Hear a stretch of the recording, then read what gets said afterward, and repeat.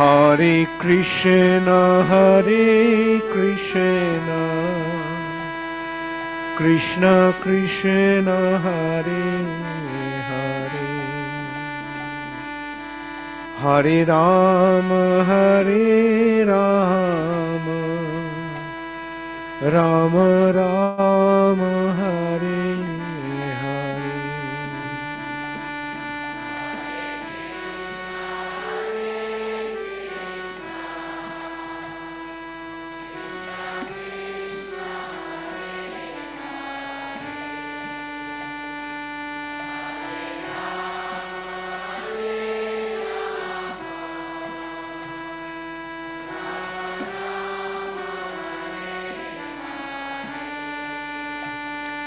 Hare Krishna, Krishna Krishna, Hare Hare, Hare Rama, Rama Rama, Hare Hare.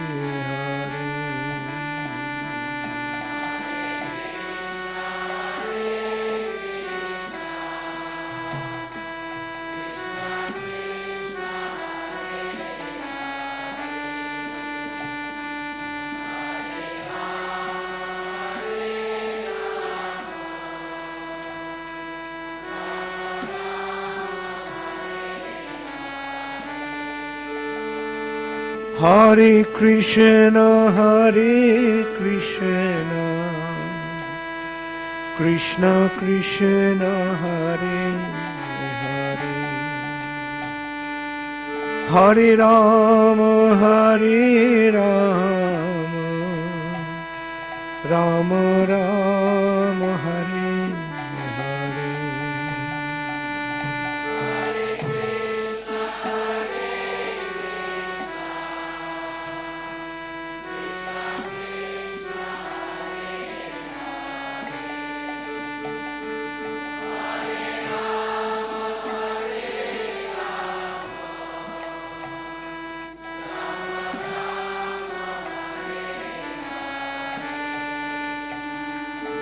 Hare Krishna,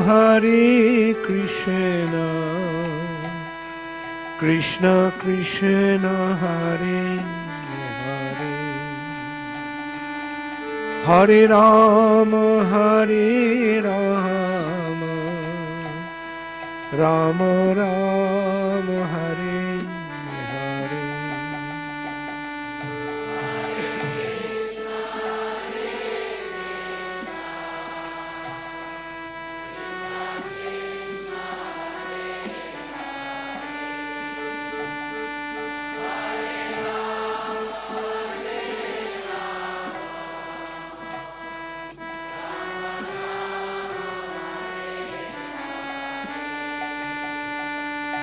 Hare Krishna, Krishna Krishna, Hare Hare, Hare Rama, Rama Rama, Hare Hare.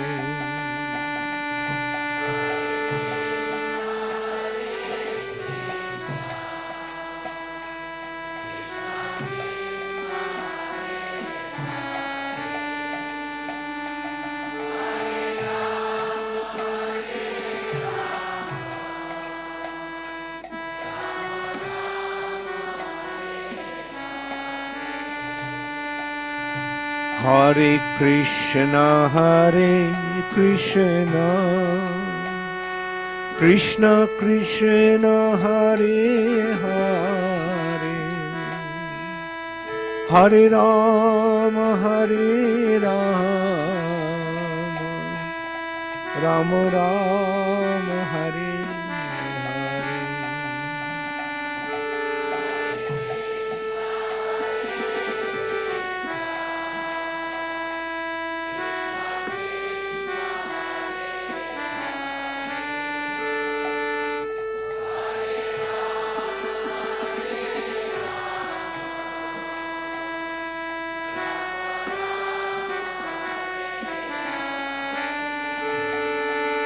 Hare Krishna, Krishna Krishna, Hare Hare, Hare Ram, Ram Ram, Hare Hare.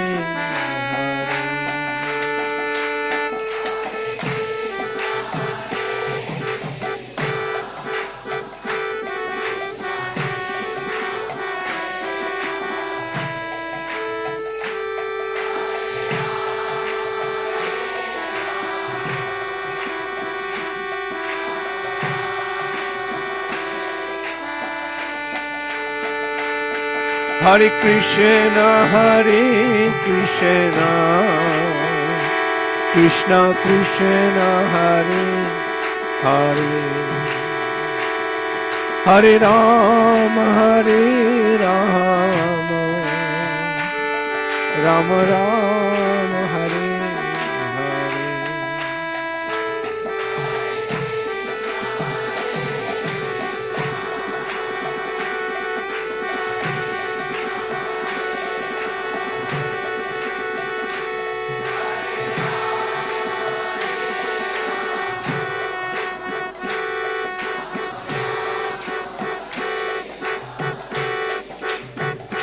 Nittai Gaur Hari Bol, Hari Bol, Hari Bol, Hari Bol.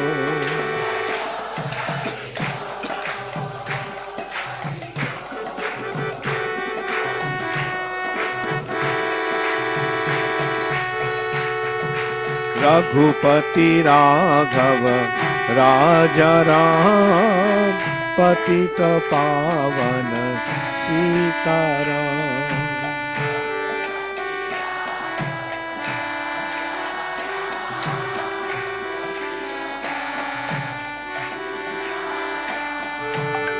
Raghupati Raghava Raja Ram, Patita Pavana Sitaram.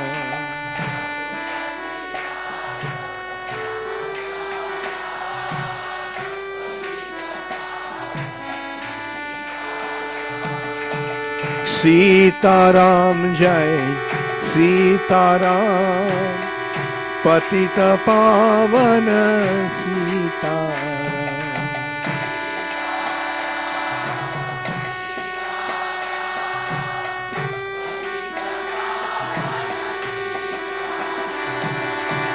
Raghupati Raghava Raja Ram, Patita Pavana Sitaram.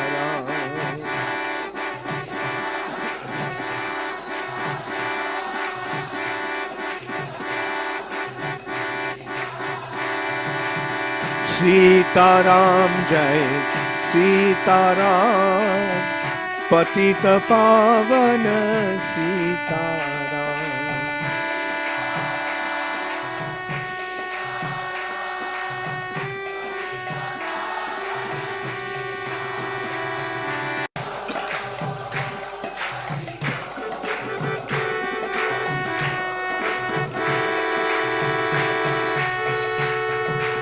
Raghupati Raghava Raja Ram, Patita Pavana Sitaram.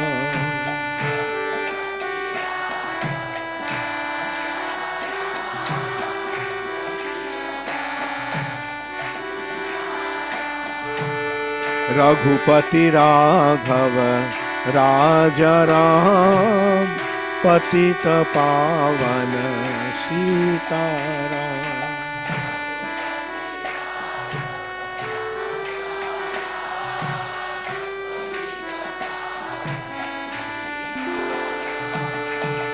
Sitaram Jai Sitaram, Patita Pavana Sitaram.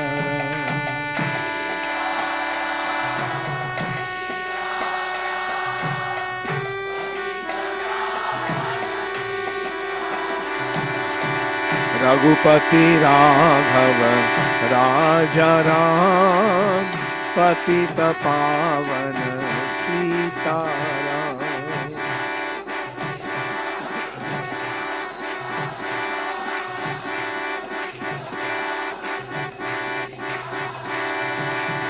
Sitaram जय सीताराम, पतित पावन सीताराम।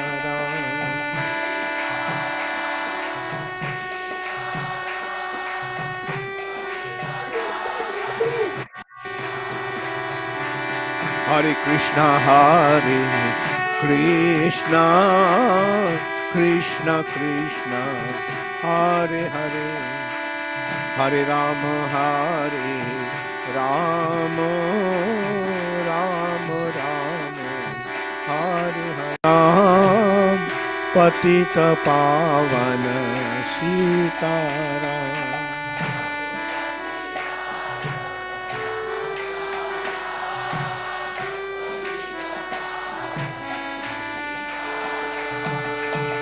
सीताराम जय सीताराम, पतित पावन सीताराम।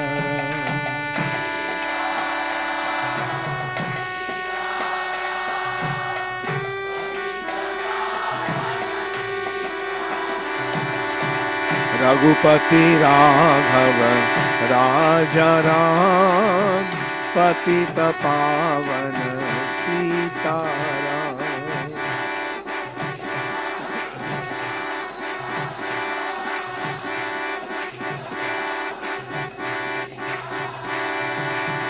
सीताराम जय सीताराम, पतित पावन सीताराम।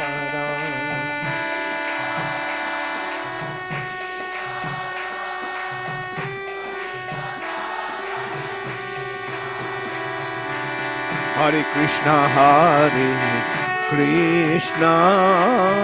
कृष्णा कृष्णा हरे हरे, हरे राम राम राम राम हरे हरे।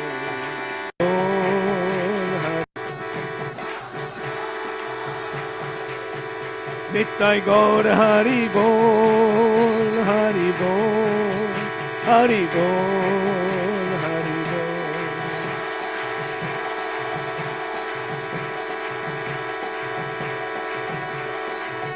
जय जय प्रभुपाद प्रभुपाद प्रभुपाद प्रभुपाद।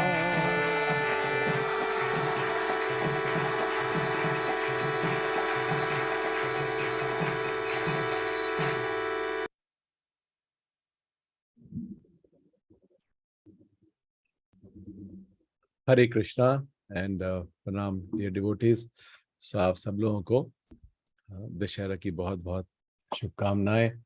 सो आज जो है दशहरा है और श्री राम के द्वारा रावण का वध जिस दिन हुआ, तो आज हम थोड़ा सा रामायण के और भागवतम से पढ़ेंगे कि भागवतम में किस तरह से रामायण की चर्चा आती है, और वो थोड़े से श्लोक और उनका ट्रांसलेशन और परपट हम पढ़ने का प्रयास करते हैं।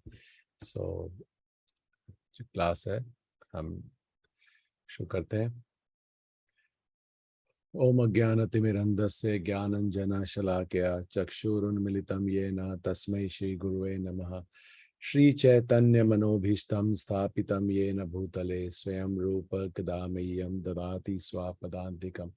वन्देऽहं श्रीगुरो श्रीयुतपदकमलं श्रीगुरुं वैष्णवंश्च श्रीरूपं साग्रजातं सहगण रघुनाथान्वितं तं सजीवं साद्वैतं सावधूतं परिजनसहितं कृष्ण चैतन्य देवम श्री राधा कृष्ण पादान सहगना ललिता श्री विशाखान्वितं च।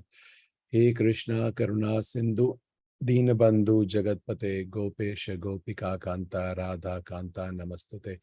तप्त कांचन गौरांगी राधे वृंदावनेश्वरी विश्वभानु सुते देवी प्रणमामि हरिप्रिये। वाञ्छा कल्पतरुभ्यश्च कृपा सिन्धुभ्येव च पतितानां पावनेभ्यो वैष्णवेभ्यो नमो नमः। जय श्री कृष्ण चैतन्य प्रभु नित्यानंद श्री अद्वैत गदाधर श्रीवासादि गौर भक्तवृंद। हरे कृष्णा कृष्णा कृष्णा हरे हरे, हरे राम राम राम हरे हरे। नमो विष्णुपदाय कृष्ण पृष्ठाय भूतले श्रीमते भक्ति वेदांत स्वामी निति नामिने। नमस्ते सारस्वते देवे गौरवाणी प्रचारिणे निर्विशेष शून्यवादी पाश्चात्य देश तारिणे। जगत गुरु श्रील प्रभुपाद की जय। आज जैसे हम लोगों ने चर्चा की कि आज विजयदशमी या जिसको हम पॉपुलरली दशहरा बोलते हैं वो है। आज हम लोग इसकी जो चर्चा है श्रीमद् भागवतम से करेंगे। यूजुअली हम लोग जो है श्रीमद् भागवतम को कृष्ण की लीलाओं के साथ जोड़ते हैं, और पर इसमें भगवान के जितने भी प्रकाश हुए हैं, भगवान के जितने भी अवतार हुए हैं, उन सब के बारे में थोड़ा थोड़ा सबके बारे में बताया हुआ है। 9वें स्कंद के अंदर ये भागवतम में, ये आप देखेंगे, ये आपके साथ में स्क्रीन शेयर कर रहा हूँ। ये 9वें स्कंद के अंदर ये भगवान राम की जो लीलाएं हैं उसमें आता है ये अध्याय 10 परम भगवान रामचंद्र की लीलाएं। फिर 11वां अध्याय भगवान रामचंद्र का विश्व पर राज्य करना। फिर 12वां, उसके बाद जो वंशावली है, उसके बाद जो लव कुश जो हुए उनकी वंशावली इस तरह से, तो उसमें आता है। और तो इसमें आज हम ये जो परम भगवान रामचंद्र की लीलाएं जो है इनके बारे में आज हम पढ़ेंगे। हाँ,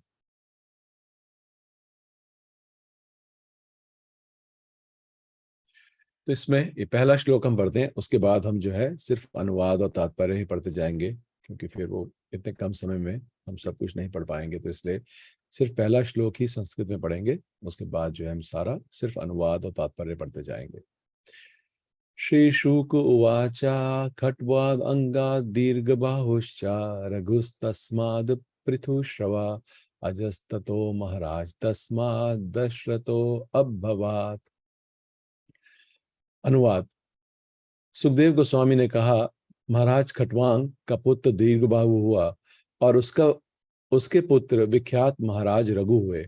महाराज रघु से अज उत्पन्न हुए और अज से महापुरुष महाराज दशरथ हुए। तो उनकी वंशावली बताई जा रही है। तस्यापि भगवानेशा साक्षात् ब्रह्ममेव हरि अंशाशेन चतुर्धागात् पुत्र तत्वं प्राथित सुरे राम लक्ष्मण भरत शत्रुघ्ना इति संज्ञया। अनुवाद। देवताओं के द्वारा प्रार्थना करने पर भगवान परम सत्य अपने अंश और अंशों के भी अंश के साथ साक्षात प्रकट हुए। उनके पवित्र नाम थे राम, लक्ष्मण, भरत और शत्रुघ्न। वे विख्यात अवतार महाराज दशरथ के पुत्रों के रूप में 4 स्वरूपों में प्रकट हुए। तात्पर्य। भगवान रामचंद्र और उनके भाई लक्ष्मण, भरत और शत्रुघ्न ये सभी जीव तत्व न होकर विष्णु तत्व हैं। भगवान अनेकों अनेक रूपों में अपना विस्तार करते हैं। अद्वैतम अच्युतम अनादि अनंत रूपम।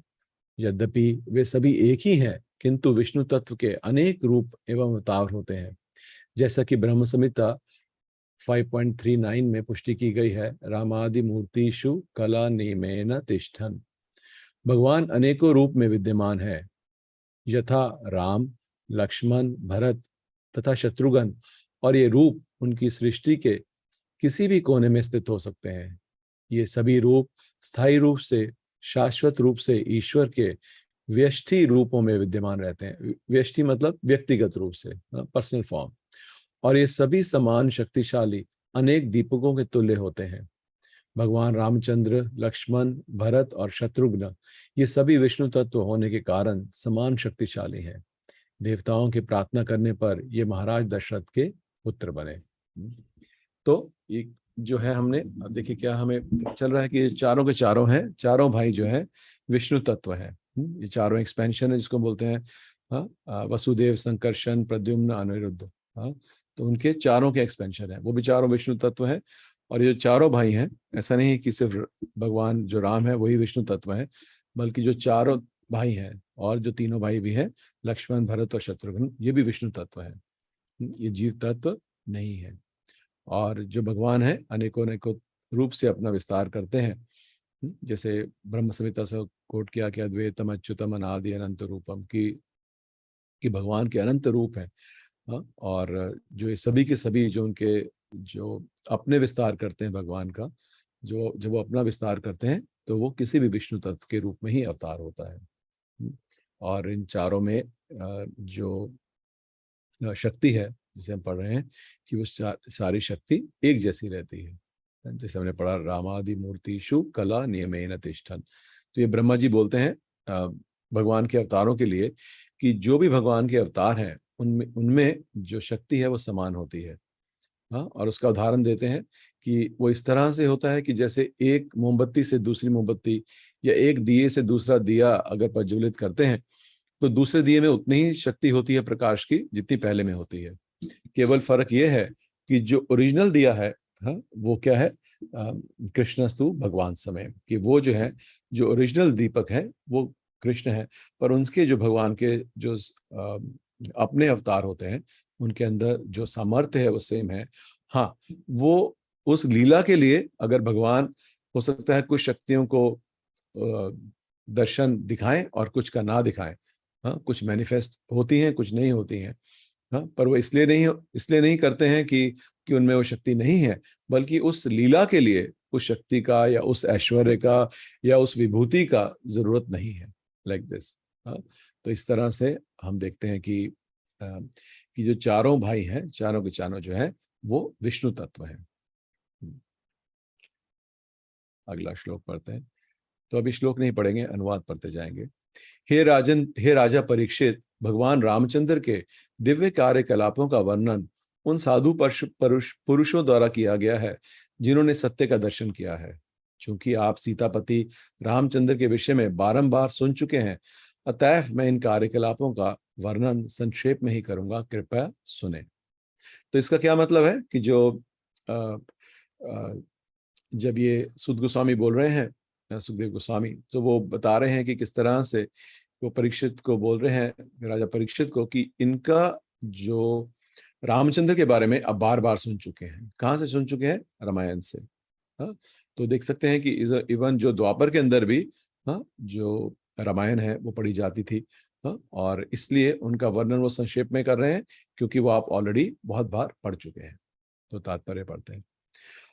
आधुनिक राक्षस जो डॉक्टरेट डिग्रीधारी होने के कारण अपने को उन्नत रूप से शिक्षित मानते हैं, उन्होंने यह सिद्ध करने का प्रयास किया है कि रामचंद्र भगवान न होकर सामान्य व्यक्ति हैं। किंतु जो विद्वान हैं और आध्यात्मिक ज्ञान से युक्त हैं, वे ऐसे सभी मतों को स्वीकार नहीं करेंगे। वे तो उन तत्वदर्शी द्वारा प्रस्तुत किए गए भगवान रामचंद्र एवं उनके कार्यकलापों के वर्णन को ही स्वीकार करेंगे जो जो परम सत्य को जानते हैं।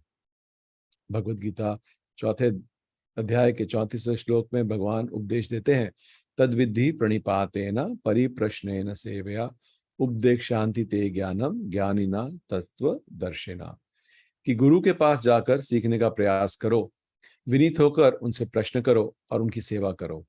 स्वरूप सिद्ध व्यक्ति तुम्हें ज्ञान प्राप्त प्रदान कर सकता है क्योंकि उसने सत्य का साक्षात्कार किया है। ये जो प्रभुपाद बता रहे हैं किस तरह से कि जो आधुनिक राक्षस, किनको कह रहे हैं, कि जो सो कॉल्ड जो स्कॉलर, हाँ, या साइंटिस्ट, उनके बारे में कह रहे हैं कि वो अपने आप को उन्नत रूप से शिक्षित मानते हैं, परंतु उनका जो शिक्षा का प्रभाव, इस आसुरिक शिक्षा का प्रभाव ये है कि वो ये सिद्ध करने का प्रयास करते हैं कि जो भगवान रामचंद्र हैं वो भगवान नहीं थे बल्कि एक सामान्य व्यक्ति थे। तो ये किस चीज का दर्शन देता है कि जो विद्या जो पढ़ी जा रही है वो आसुरिक है। हाँ, जैसे हम पढ़ते हैं हिरण्यकाशिपु के बारे में कि जो प्रहलाद को पढ़ा रहे थे, हाँ, जो उनके जो शिक्षक हैं वो क्या पढ़ा रहे थे कि भगवान श्रेष्ठ नहीं है बल्कि श्रेष्ठ कौन है? हाँ, जो दैत्यराज है हिरण्यकाशिपु, यही श्रेष्ठ है। ऐसे ही रावण भी अपने बारे में बोलता था कि कि सब लोग मेरी ही पूजा करेंगे, क्योंकि मैंने ही सभी देव देवताओं को हरा के सारी जगह तीनों लोगों में अपना साम्राज्य रखा है, इसलिए श्रेष्ठ कौन है? मैं हूँ। तो इसी इसी तरह से ये जो सो कॉल्ड स्कॉलर्स, हाँ, या नास्तिक, या हाँ, जिस तरह से भी ये देखते हैं, जिनको हम सो कॉल्ड एजुकेटेड पीपल बोलते हैं, तो इनकी भी जो मानसिकता है वो इसीलिए आसुरिक है, क्योंकि आसुरिक मानसिकता यही दर्शाती है कि जो भगवान के स्वरूप को नहीं पहचान पाते, और बल्कि उनको एक सामान्य पुरुष के रूप में देखते हैं, क्योंकि ईर्ष्या करते हैं कि ये भगवान क्यों है, इस तरह से। तो इस तरह का जो मानसिकता है वो क्या है? आसुरिक मानसिकता है। और अगर हमने भगवान के बारे में जानना है तो किससे जान सकते हैं? एक एक बोनाफाइड गुरु से, जो एक प्रमाणिक गुरु हैं, उनके पास जाएंगे, क्योंकि वो जो व्यक्ति है तत्वदर्शी नाम की, उन्होंने जो है, जो सत्य है, जो परम सत्य है, उसकी अनुभूति हुई है, उनका साक्षात्कार है। तो इस तरह से जिनको अपना स्वरूप पता चल गया है कि मैं आत्मा हूं और मेरा स्वरूप क्या है, जो जानते हैं, वो लोग जो हैं वो इन आध्यात्मिकता के प्रश्नों का सही उत्तर दे सकते हैं। अदरवाइज जो इवन जो रिलीजन के बारे में या स्पिरिचुअलिज्म के बारे में जो लोग अटके लगाते हैं, वो तत्वदर्शिना नहीं है। हाँ, many of them are seekers. हाँ, बहुत सारे लोग जो हैं वो सत्य की खोज कर रहे हैं, और कुछ लोग जो हैं उसके ऊपर क्या कह सकते हैं, अनुमान लगाते हैं कि ऐसा नहीं है तो ऐसा है, स्पेक्युलेट करते हैं इस तरह से। तो वो लोग जो है वो क्या है? वो तत्वदर्शिना नहीं है। और और इसमें आगे प्रभुपाद लिखते हैं, देखिए, तत्वदर्शी बने बिना कोई भी व्यक्ति भगवान के कार्यकलापों का वर्णन नहीं कर सकता। अतएव कहने को तो अनेक अनेक रामायणें हैं, किंतु उनमें से कई प्रमाणिक नहीं है। कभी कभी भगवान रामचंद्र के कार्यकलापों का वर्णन अपनी कल्पना, चिंतन या भौतिक भावों के आधार पर किया जाता है। कई लोग जो है वो एक मेंटल स्पेकुलेशन या अपनी कल्पना या जो भी उनके भाव रहते हैं वो कर सकते हैं, बट क्योंकि वो तत्वदर्शी नहीं है, तो वो जो ऐसी जो पुस्तकें हैं या जो ऐसा अनुवाद है रामायण का, वो प्रमाणिक नहीं माना जाता। किंतु रामचंद्र जी की विलक्षणा विलक्ष विलक्षणताओं के काल्पनिक मारकर उनका वर्णन नहीं करना चाहिए। भगवान रामचंद्र की कथा का वर्णन करते समय सुखदेव गोस्वामी ने महाराज परीक्षित को बतलाया, आपने भगवान रामचंद्र के कायाकल्पों के विषय में पहले से ही सुन रखा है। अतएव स्पष्ट है कि 5000 साल पूर्व भी रामचंद्र की अनेक कथाएं या रामायणें थीं, और अब भी अनेक हैं, किंतु हमें केवल तत्वदर्शियों द्वारा लिखित कथाओं को सुनना चाहिए, ज्ञानिना तत्वदर्शिना। ऐसे तथाकथित पंडितों की किताबों को नहीं, जो डॉक्टरेट डिग्री के आधार पर ज्ञानी होने का दावा करते हैं। यह सुखदेव गोस्वामी के द्वारा दी गई चेतावनी है। ऋषि भी भित्स तत्वदर्शिना। यद्यपि वाल्मीकि द्वारा रचित रामायण एक विशाल ग्रंथ है, किंतु इन्हीं कार्यकलापों को सुखदेव गोस्वामी ने थोड़े से श्लोकों में सार में प्रस्तुत किया गया है। तो ये जो है, जो ये भागवत में आ रहे हैं, वो कहाँ से किया है? वाल्मीकि जो रामायण है उसका संक्षिप्त रूप से वर्णन भागवत में किया गया है। तो अगर हम लोग भागवत रामायण पढ़ना चाहते हैं, तो जो प्रमाणिक रामायण वैष्णव पढ़ते हैं वो किसकी पढ़ते हैं? वाल्मीकि द्वारा जो है रामायण, वो जो है प्रमाणिक है। और जो हम लोग कई बार सोचते हैं तुलसीदास द्वारा भी रामायण लिखी गई है, बल्कि वो रामायण नहीं है, वो रामचरित्र मानस है। हाँ, वो तुलसीदास जी द्वारा उनका जो चरित्र है उसका बखान किया गया है उसमें। पर क्योंकि वो हिंदी या बड़ी सीधी भाषा में थी वो संस्कृत की, तो इसलिए वो बहुत पॉपुलर हुई। बट जो प्रमाणिक वैष्णव पढ़ते हैं रामायण, वो वाल्मीकि द्वारा जो रचित रामायण है वो पढ़ते हैं। अगला श्लोक पढ़ते हैं। अपने पिता के वचनों को अक्षत करने के लिए भगवान रामचंद्र ने तुरंत ही राजपद छोड़ दिया और अपनी पत्नी सीता देवी के साथ एक जंगल में, दूसरे जंगल में अपने चरण कमलों से घूमते रहे, जो इतने कोमल थे कि वे सीता की हथेलियों का स्पर्श भी सहन नहीं कर सकते थे। देखिए, कह रहे हैं कि भगवान राम के जो चरण है वो इतने कोमल थे कि अगर सीता देवी अपनी हथेली भी उनको स्पर्श करती थी तो उनको चुभती थी। भगवान के साथ उनके अनुज लक्ष्मण और वानरों के राजा हनुमान और सुग्रीव भी थे। ये दोनों जंगल में घूमते हुए राम लक्ष्मण की थकान मिटाने में सहायक बने। शूर्पणखा की नाक तथा कान काटकर उसे कुरूप बनाकर भगवान सीता देवी से बिछुड़ गए। अतएव उन्होंने अपनी भौहें तान कर क्रुद्ध हुए और सागर को डराया, जिसने भगवान को अपने ऊपर से होकर पुल बनाने की अनुमति दी। तत्पश्चात भगवान रावण को मारने के लिए दावानल की भांति उस राज्य में प्रवेश, दावानल की मतलब जंगल की अग्नि की तरह उस राज्य में प्रविष्ट हुए।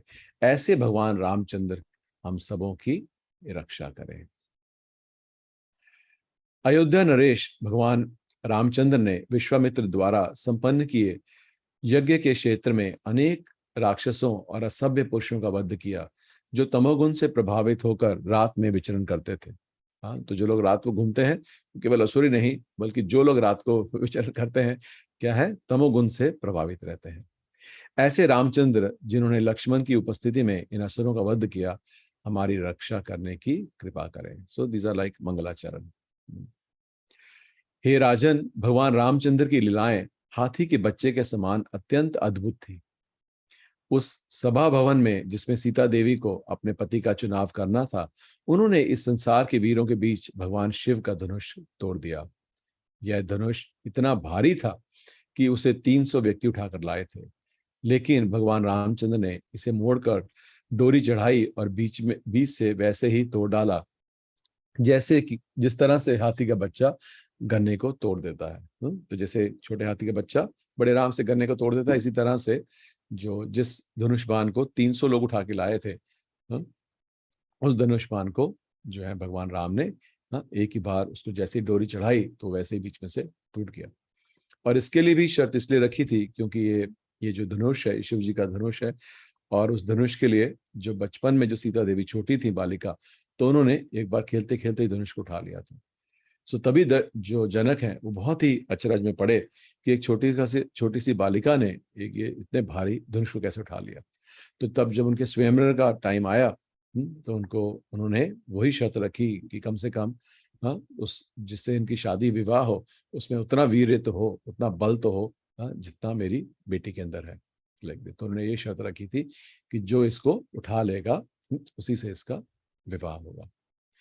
इस तरह से भगवान ने सीता देवी का परिग्रहण किया, जो उन्हीं के समान दिव्य रूप, सौंदर्य, आचरण, आयु तथा स्वभाव से युक्त थी। निसंदेह वे भगवान के वक्षस्थल पर सतत विद्यमान लक्ष्मी थी। प्रतियोगियों की सभा में उसे जीतकर उसके मायके लौटते हुए भगवान रामचंद्र को परशुराम मिले। यद्यपि परशुराम इतने घमंडी थे क्योंकि उन्होंने इस पृथ्वी को 21 बार राजाओं से विहीन बनाया था, किंतु वे क्षत्रिय वंश राजा भगवान राम से पराजित हो गए। तो ये हमें मालूम है किस तरह से जो परशुराम थे ये भगवान के शक्त्यावेश अवतार है, जिसे बोलते हैं कि 3 बार भगवान राम के रूप में आते हैं। जो है एक परशुराम को भी राम बोलते हैं, और जो रघुनंदन रामचंद्र है जो उनका पूरा नाम रामचंद्र है, तो परशुराम को भी राम, रामचंद्र को भी राम और बलराम को भी राम। सो 3 बार पर ये जो परशुराम के रूप में आते हैं शक्त्यावेश अवतार। शक्त्यावेश अवतार का मतलब होता है कि किसी जीव को भगवान एक कोई पर्टिकुलर कार्य रूप सिद्ध करने के लिए उसको शक्ति प्रदान करते हैं। तो वो क्या होता है, शक्त्यावेश अवतार। तो जो परशुराम है ये विष्णु तत्व नहीं है, ये क्या है, जीव तत्व है, बट शक्त्यावेश अवतार है भगवान के।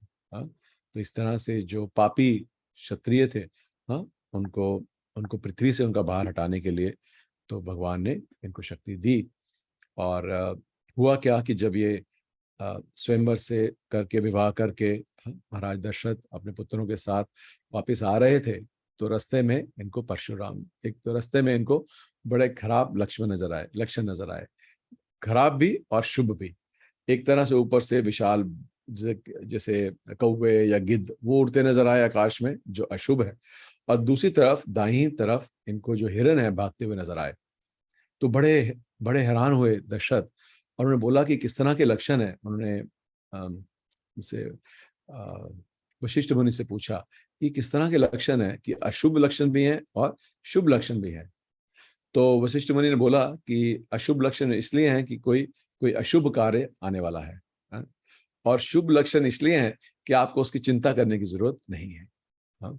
तो इस तरह से जब वो चल रहे थे, वापस आ रहे थे अपने अयोध्या में, तो फिर रास्ते में थोड़ी देर के बाद उनको एक बहुत ही, हाँ, एक विशालकाय और अद्भुत जो है व्यक्तित्व के परशुराम नजर आए। और उसमें रामायण में लिखा है कि उनका जो व्यक्तित्व है वैसे लग रहा था कि जैसे शिव जी स्वयं आ गए हों। और लंबी लंबी जटाएं और लंबा तिलक और भुजाएं और अस्त्र धारण किए हुए, हाँ, तो वो स्वयं जो है महादेव लग रहे थे। तो इस तरह से परशुराम जब आए और उन्होंने आके उनको उन्होंने पूछा श्री राम से कि भाई आप बहुत ताकतवर हैं, और मेरे को खबर मिली है, मैं मंदराचल पर्वत से आया हूँ, और मुझे ये अ, ऐसा पता चला है कि आपने वो जो शिव जी का धनुष है, वो आपने तोड़ दिया आपने, और वो जो धनुष है उसका बैकग्राउंड बताते हैं परशुराम जी उनको, और और बताते हैं कि किस तरह से, हाँ, आपने वो जो धनुष है वो तोड़ दिया, जिसको जिसको उठाने का भी लोगों में सामर्थ्य नहीं था। और विश्वकर्मा द्वारा वो दो जो है बनाए गए थे, एक शिव जी के लिए और एक भगवान विष्णु के लिए। तो इस तरह से फिर वो बताते हैं कि किस तरह से आपके वंश में ये जो है धनुष आया था। और फिर बोलते हैं कि मेरे हाथ में जो धनुष है वो भगवान विष्णु का है। तो उन्होंने बोला कि अगर इसको आप उठा के दिखाइए, हाँ, तो मैं आपके आपका जो बल है उसको मैं मान जाऊंगा और फिर मैं आपसे युद्ध करूंगा, हाँ, लाइक दिस। तो वो जो जो दशरथ जी हैं वो उनको विनम्रता से प्रार्थना करते हैं और बताते हैं, उनको बोलते हैं कि आपने वचन उस जब 21 बार आपने क्षत्रियों उनकी स्तुति करते हैं और फिर बोलते हैं कि 21 बार आपने क्षत्रियों की जो है अ, अ, नस्लों को आपने मार मार डाला, उनकी हत्या कर दी, और उसके बाद आपने इंद्र को वचन दिया था कि आप अब दोबारा नहीं करेंगे।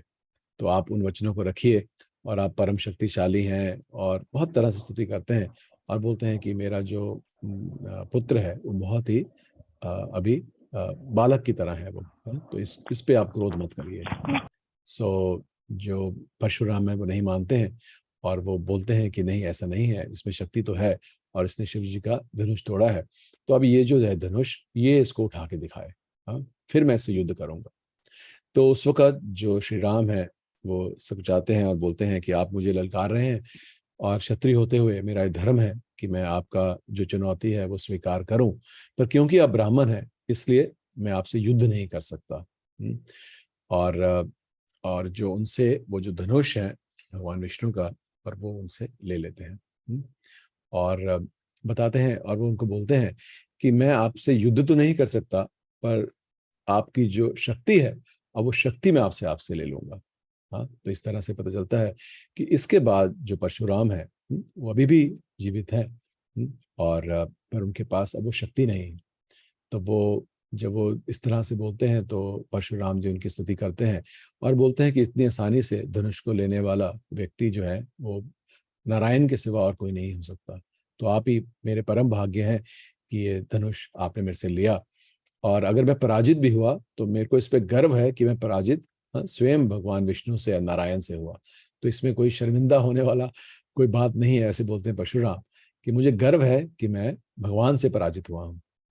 तो उनको बोलते हैं कि ठीक है, आप शक्ति सारी ले लीजिए, पर मेरी जो गमन करने की शक्ति है, क्योंकि मैंने वचन दिया था जब मैंने ये धरती जीती थी उसके बाद यज्ञ किया था, तो उन्होंने फिर कश्यप मुनि को पूरी जो पृथ्वी है दान में दे दी थी। तो फिर उन्होंने उनको वचन दिया था कि मैं इस पृथ्वी पे नहीं आऊंगा। तो उन्होंने बोला कि मैं आपका ये लीला करने के लिए जब मुझे सुना तो मैं इधर आ गया, बट मुझे वो जो मेरी गमन की शक्ति है वो रहने दीजिए ताकि मैं वापस मंदराचल पे चले जाऊं। तो जो श्री राम है वो बोलते हैं तथास्तु। तो जो शक्ति है, जब वो धनुष लेते हैं तो सारी जो शक्ति है वो उनसे ले लेते हैं, पर गमन की शक्ति उनके पास छोड़ देते हैं। और उसके बाद वो जो परशुराम है वो हाथ जोड़ के उनकी 3 बार परिक्रमा करके भगवान राम की, और फिर वो मंदराचल पर्वत लौट जाते हैं। अगला श्लोक पढ़ते हैं। अपनी पत्नी के वचनों से बंधे पिता के आदेश का पालन करते हुए भगवान रामचंद्र ने उसी तरह अपना राज्य, ऐश्वर्य, मित्र, शुभचिंतक, निवास तथा अन्य सर्वस्व त्याग दिया, जिस तरह से मुक्तात्मा अपना जीवन त्याग देता है। तब वे सीता सहित जंगल में चले गए। तो ये कथा हम सबको मालूम है किस तरह से कैकेयी के वचन सुन के जब जो पिता है दशरथ है वो बेहोश हो जाते हैं, और जब राम को पता चलता है कि इस तरह से कुछ गड़बड़ चल रही है, वो जाते हैं तो किस तरह से कैकेयी उनको बोलती है कि वो पूछते हैं कि ये पिता मूर्छित क्यों है, क्या हो गया। तो बताती हैं कि किस तरह से मैंने इनसे ये 2 वचन मांगे हैं और ये उनकी वचन की पूर्ति करने में असमर्थ हैं, और इसलिए मूर्छित होके इस तरह से एक अक्षत्रिय का जो बिहेवियर है वो प्रकट कर रहे हैं। तो उसी वक्त जो है जो भगवान राम है वो बोलते हैं श्री राम पिता को कि इसमें कौन सी बड़ी बात है, अगर 14 साल का वनवास है और राज्याभिषेक भरत हो जाए, मेरे में और भरत में कोई फर्क नहीं है, और 14 साल, हाँ, आपका वचन रखने के लिए 14 साल जाना कोई बड़ी बात नहीं है, हाँ, तो इसके लिए तो मैं बड़ा खुशी खुशी जाऊंगा मैं। जबकि दशरथ बोलते हैं कि देखो ये वचन ठीक नहीं है और राज्याभिषेक तुम्हारा जो है ऑलरेडी हो चुका है, मतलब उसका होना तय है, और सारी जो प्रजा है वो भी तुम्हें बहुत प्यार करती है चारों भाइयों में से, तो तुम अगर मुझे बंदी भी बना लोगे, हाँ, कि और राज्य बन जाओगे तो पूरी प्रजा में कोई कुछ नहीं बोलेगा, सब प्रसन्न होंगे। पर वो जो राम है वो मना करते हैं और बोलते हैं कि मुझे जो आपके वचन है वो ज्यादा प्रिय है और मुझे राज्य काज का कोई ऐसा कोई लोभ नहीं है। तो इसी तरह से इसमें लिखा है कि जिस तरह से कोई मुक्त आत्मा अपना जीवन, क्योंकि जो मुक्त आत्मा है जो वो जीवन त्याग करते हैं तो वो उनमें उनमें कोई किसी भी भौतिक चीज से उनका लगाव नहीं रहता है, क्योंकि उनको मालूम है कि जो आत्मा है उसका उसका जो वो कभी नष्ट नहीं होती है, और बल्कि उनको अगले जन्म या अगली गति, हाँ, जहाँ भी जाना है, हाँ, उसके लिए उनको पूर्ण रूप से उनके अंदर जो है वो एक कॉन्फिडेंस होता है। तो किसी भी यू नो कंफ्यूजन के, हाँ, या किसी भी हिचकिचाहट के, हाँ, बेहिचक एक मुक्तात्मा अपना जीवन त्याग कर देते हैं, हाँ, क्योंकि उनको आगे के बारे में कोई भी किसी भी तरह का संशय नहीं होता, ऐसे बोल सकते हैं। तब वे सीता सहित जंगल में चले गए। तात्पर्य: महाराज दशरथ की 3 पत्नियां थीं। उनमें से कैकेयी ने उनको अपनी सेवाओं से प्रसन्न कर लिया था, अतएव उन्होंने उसे वर देना चाहा था, किंतु कैकेयी ने कहा था कि उपयुक्त अवसर आने पर वे वर मांग लेंगी। फलतः रामचंद्र जी के राज तिलक के अवसर पर कैकेयी ने अपने पति से प्रार्थना की कि वे उसके पुत्र भरत को राजगद्दी और रामचंद्र को वनवास दें। वचनबद्ध होने के कारण महाराज दशरथ ने अपनी प्रियतमा के कहने पर रामचंद्र को जंगल जाने का आदेश दे दिया, और भगवान के आज्ञाकारी पुत्र के रूप में तुरंत ही और भगवान ने आज्ञाकारी पुत्र के रूप में तुरंत ही आदेश मान लिया।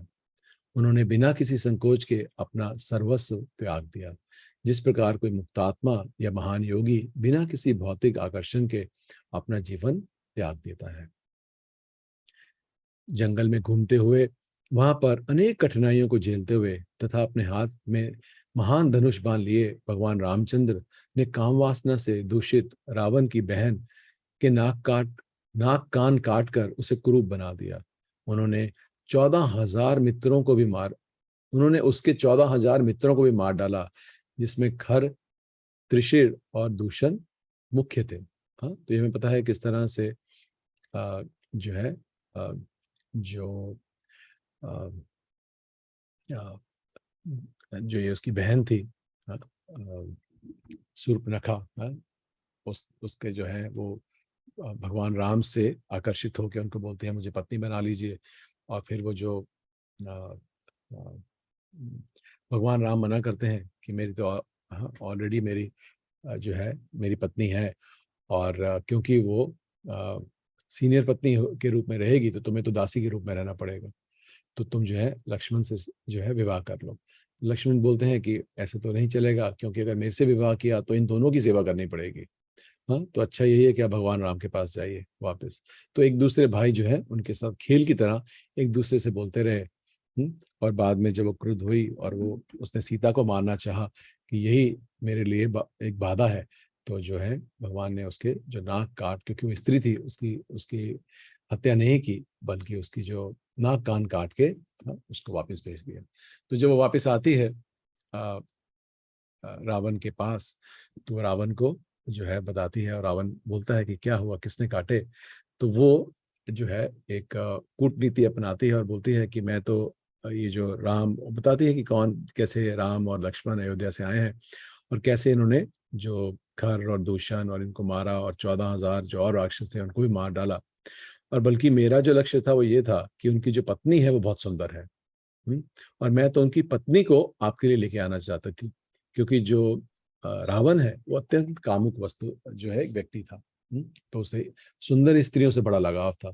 तो उसने जो है, फिर उसके बाद वो बड़े ही डिटेल के अंदर जो शूर्पणखा है वो सीता के सौंदर्य की प्रशंसा करती है, उनके नाक नक्श, उनका व्यवहार, उनकी सभ्यता, उनके रूप रंग, उसकी बहुत डिटेल में रामायण में आता है, उसकी व्याख्या करते हैं, ताकि जो रावण है उसके दिल में सीता के लिए काम वासना उत्पन्न हो। और बोलते हैं कि ऐसा ही कोई भाग्यशाली कोई व्यक्ति 3 लोकों में नहीं होगा, जो जो जिसका वो जिस जो इस ऐसी सुंदर लक्ष्मी की तरह युवती का संग करेगा। तो जब इस तरह से बोलती है शूर्पणखा, तो उसके मन में जो है सीता के प्रति काम वासना उत्पन्न होती है।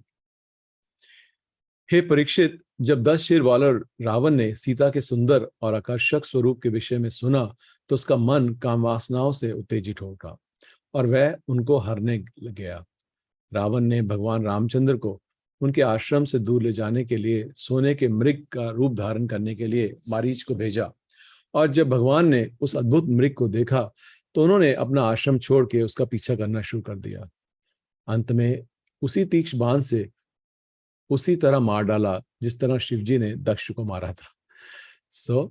उसके बाद क्या हुआ कि वो जो रावण है, अब उसने प्लान क्या बनाया, क्योंकि उसमें इतना शौर्य वीर्य नहीं था कि वो सामने जाके राम को या लक्ष्मण को भी फेस करता। तो उसने क्या किया, उसने वो मारीच के पास गया, और मारीच को भी भगवान ने तीर मारा था, पर मारा नहीं था, पर वो हजारों किलोमीटर दूर जाके, योजन जाके, जो है एक जंगल में गिरा, और वहां पर वो राम राम का नाम का जप करता था।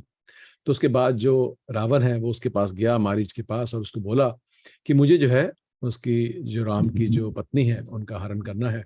मैंने सुना है कि बहुत सुंदर है, तो मुझे उसका हरण करना है। तो उसके लिए तुम जो है एक सोने का हिरन बन के वहां पर जाओ, और राम को अलग से जो है उसको बाहर लेके जाओ, और जब राम पीछे भागेंगे, तो तुम जोर जोर से चिल्लाना जिस राम की आवाज में, ताकि जो दूसरा भाई है लक्ष्मण वो भी आ जाए, तो पीछे से मैं जो सीता है उसको मैं हर लूंगा।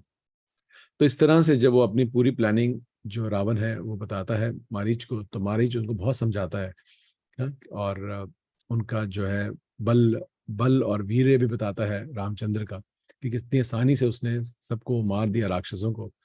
और फिर ये भी बताते हैं कि आपके लिए उचित नहीं है, आप इतने बड़े सम्राट हैं कि आपके लिए एक अबला नारी का इस तरह हरण करना आपको शोभा नहीं देता। और अगर आप, और फिर और डराता भी है कि अगर इस तरह से एक जो पतिव्रता स्त्री है उनका आप हरण करेंगे तो उसका फल आपको बहुत भुगतना पड़ेगा। पर जो रावण है वो काम वासना में इतना ज्यादा डूब गया होता है, तो वो उसको बोलता है कि मारीच को, अगर मेरी बात नहीं मानोगे तो मैं तुम्हें यही मार दूंगा। तो मारीच बोलता है कि अगर मैं वहां जाऊंगा तो जो श्री राम है वो स्वयं मार देंगे मुझे। तो रावण बोलता है कि वो तो तुम्हें जब मारेंगे तब मारेंगे, पर मैं तो इसी वक्त तुम्हारी मृत्यु का कारण बनूंगा।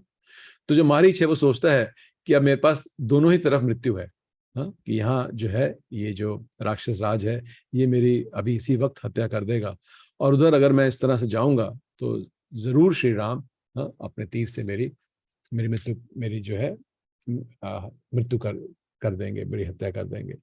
तो फिर वो सोचता है कि इन दोनों में से अब दोनों जगह जो है मेरी मृत्यु निश्चित है। तो वो सोचता है कि ठीक है, इससे जो है श्री राम के हाथों मृत्यु होना बेहतर है। तो मान जाता है, ये सोच के मानता है कि इस राक्षस के हाथों मृत्यु होना जो है एक बड़ा ही अशुभ कार्य है, बल्कि अगर स्वयं श्री राम के हाथों मेरी मृत्यु होगी तो मेरा उद्धार हो जाएगा। तो ये सोच के वो उसकी प्लानिंग में मान जाता है। आगे पढ़ते हैं। जब श्री रामचंद्र जंगल में प्रविष्ट हुए और लक्ष्मण भी वहां नहीं थे, तो दुष्ट राक्षस रावण ने विदेह विदेह राजा की पुत्री सीता देवी का उसी तरह अपहरण कर लिया जिस तरह गडरिये की अनुपस्थिति में बाघ किसी असुरक्षित भेड़ को पकड़ के ले जाता है। तब श्री रामचंद्र अपने भाई लक्ष्मण के साथ जंगल में इस तरह घूमने लगे मानो कोई अत्यंत दीन व्यक्ति अपनी पत्नी के वियोग में घूम रहा हो। इस तरह उन्होंने अपने व्यक्तिगत उदाहरण से एक स्त्री अनुरक्त पुरुष जैसी दशा प्रदर्शित की। तो इसमें क्या है कि जब वो सीता का जो है, वो जो सीता है, हमें मालूम है कैसे जो लक्ष्मण है, हाँ, जब वो मारीच है, वो भगवान राम की आवाज में बचाओ बचाओ इस तरह से बोलता है, तो जो सीता है वो अत्यंत जो है वो चिंतित हो जाती है और वो लक्ष्मण को भेजने के लिए प्रोत्साहित करती हैं। और जो लक्ष्मण है उनको भगवान राम ने बोला था कि इसको छोड़ के मत जाना, तो वो मना कर देते हैं। उसके बाद जो सीता है वो लक्ष्मण को बड़े ही कटु वचन बोलती हैं और अंत में ये बोलती हैं कि तुम्हें कोई राम से प्यार नहीं है, बल्कि तुम मुझे जो है भोगना चाहते हो। तुम चाहते हो कि राम की मृत्यु हो जाए और तुम मुझे भोगना चाहते हो, बल्कि तुम्हारे में और भरत में कोई फर्क नहीं है। जैसे उसने सारा राज्य हड़प लिया, उसी तरह से तुम मुझे भोगना चाहते हो, तुम्हारी यही इच्छा है। पर ये तुम्हें बता देती हूँ कि मुझे भोग नहीं पाओगे और मैं इसी वक्त अपनी जान दे दूंगी। तो इस तरह से जब वो कटु वचन बोलते हैं, जिनको पता है कि इनको लगेंगे, तो जो लक्ष्मण है वो बहुत ही उदास होते हैं और बोलते हैं कि आप मेरी माँ के जैसे हैं। इस तरह के कटु वचन आपको शोभा नहीं देते, बल्कि ऐसा विचार ही कैसे आया आपके मन के अंदर, मैं बड़ा उसके लिए लज्जित हूँ। अब आपकी आज्ञा है, तो मैं जाता हूँ। तो इस तरह से कह के जो लक्ष्मण है वो उनको छोड़ के जाते हैं। और उसके बाद जो रावण है वो किस तरह से एक साधु के वेश में आता है। देखिए, उसमें इतनी भी हिम्मत नहीं है कि अपना रूप स्वयं लेकर आए, बल्कि एक साधु के वेश में आता है और सीता जी उसको बैठने के लिए बोलती हैं। और उसके बाद अ, अ, जो रावण है वो उनकी बड़ी प्रशंसा करता है सीता के सौंदर्य की, और कैसे आप यहाँ पर आने के लायक नहीं है, आपकी जैसे सुंदर तो कहीं किसी विश्व सम्राट की, इंद्र की पत्नी के रूप में होना चाहिए। आप यहाँ क्या कर रही हैं, आप अपना परिचय दीजिए। तो उसके बाद जो सीता है वो उनको बैठने के लिए बोलती हैं, उनको कुछ प्रसाद देती हैं और फिर वो अपना परिचय देती हैं कि किस तरह से कि मैं जनक की पुत्री हूँ और किस तरह से मेरा इनसे विवाह हुआ और कैसे पिता का वचन रखने के लिए ये जो मेरे पति हैं, और उनके भाई जो हैं लक्ष्मण, उनके साथ मैं यहाँ आई हूँ। और इस तरह से मैं जंगल में अभी किसी जो एक सोने का मृग देख के मेरे पति पीछे गए और वो उनकी जो है एक पुकार सुन के जो लक्ष्मण गए हैं, तो मैं उनकी जो है बाह जोड़ रही हूँ। और आप थोड़ा सा इंतजार करिए, अभी वो आएंगे और कंदमूल लेकर आएंगे जंगल से, तो आपकी हम और सेवा कर सकते हैं। तो उसके बाद जो रावण है वो अपना जो है वो उनको अपना मंतव्य बताता है सीता को और बोलता है कि जो व्यक्ति एक स्त्री की बात मानकर अपना राज्यकाज छोड़ के आ गया, उसमें बुद्धि नहीं है। मतलब वो तिरस्कार करते हैं राम का कि जो ककई, क्योंकि ककई ने बोला है, तो बोलते हैं कि एक ऐसा व्यक्ति जो एक स्त्री की बात मान के, एक स्त्री की बात रखने के लिए, वचन रखने के लिए अपना सारा राज्यकाज छोड़ के आ गया, ऐसा व्यक्ति को बहुत बुद्धिमान व्यक्ति नहीं है। तो ऐसे एक बुद्धिहीन व्यक्ति की पत्नी बनने से कोई फायदा नहीं है। और ये जंगल में सारे राक्षस हैं, जंगल जानवर हैं, ये सब कोई ना कोई आप लोगों को सबको खा जाएंगे।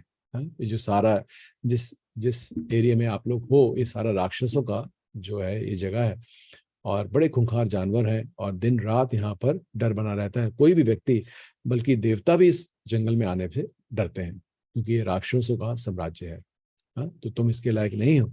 और फिर बताते हैं कि किस तरह से वो अपना परिचय देते हैं, मैं दैत्यराज हूँ और आप मेरे साथ चलिए और 10,000 रानियां आपकी सेवा करेंगी। इस तरह से वो प्रलोभन भी देते हैं। फिर वो जो सीता है वो उनको बहुत डांटती हैं और बोलती हैं कि ऐसा ऐसा सोच भी नहीं सकते हैं। और वो उनकी जो तुलना है वो बोलती है कि जैसे एक शेर का और एक गीदड़ की तुलना है, या जिस तरह उस तरह से तुम्हारे में और राम में इस तरह का फर्क है, राम में और तुम्हारे में, कि वो समुद्र की तरह है, तुम एक तालाब की तरह हो, वो एक सिंह की तरह है, और तुम जो हो एक गीदड़ की तरह हो। इस तरह से अलग अलग तरह के उदाहरण देती हैं, जिससे जो रावण है उसको और क्रोध आता है। और वो जबरदस्ती उनके केश पकड़ के उनको उठा के उनका अपहरण करके ले जाता है। और उसके बाद जैसे इसमें लिखा है कि जब वो वापस आते हैं तो देखते हैं कि सीता नहीं है और वो एक अत्यंत दीन व्यक्ति की तरह जो श्री राम है वो हर एक पेड़ पौधे से पूछते हैं, सीते कहाँ है, सीते क्या आपने सीता देखी। और और उनकी जो दशा है, ये श्लोक बता रहा है कि एक स्त्री अनुरक्त, जैसे एक व्यक्ति जो बहुत ज्यादा इन्फैचुएटेड है एक विद हिज वाइफ और फ्रेंड, जो भी बोल दीजिए वाइफ के साथ, तो उसकी उसकी ऐसी उन्होंने दशा प्रदर्शित की। पर उन्होंने प्रदर्शित की, उनकी दशा ऐसे नहीं थी, बल्कि इसका एक पुराण में आता है चर्चा किस तरह से, जब वो शिव जी हैं, एक बार वो पार्वती के साथ विचरण कर रहे होते हैं, तो वहां उसी वक्त ये लीला चल रही होती है। तो जो शिव जी हैं वो प्रणाम करते हैं और दूर से, और जो पार्वती है वो बहुत हैरान होती हैं और बोलती हैं कि आपने प्रणाम क्यों किया। बोलते हैं मेरे आराध्य देव है, भगवान नारायण स्वयं है राम। तो बड़ी हैरान होती हैं कि एक व्यक्ति जो है वो बार बार रोता हुआ घूम रहा है जंगल के अंदर और कह रहा है कि सीता कहाँ है, हे वृक्ष क्या तुमने सीता देखी, हे पत्तों क्या तुमने सीता देखी। हाँ, और एक इतना अपनी पत्नी के लिए इतना ज्यादा शोक कर रहा है। हाँ, ऐसा व्यक्ति भगवान कैसे हो सकता है? हाँ, अगर भगवान है तो जाके ले आए। हाँ, और ये तो एक बड़े ही एक कार्मिक व्यक्ति की तरह जो स्त्री के साथ इतना बंधा हुआ है, उस तरह से रो रहा है। तो जब शिव जी वहां एक पेड़ के नीचे बैठते हैं, तो जो पार्वती हैं वो बोलते हैं मैं भी आती हूँ।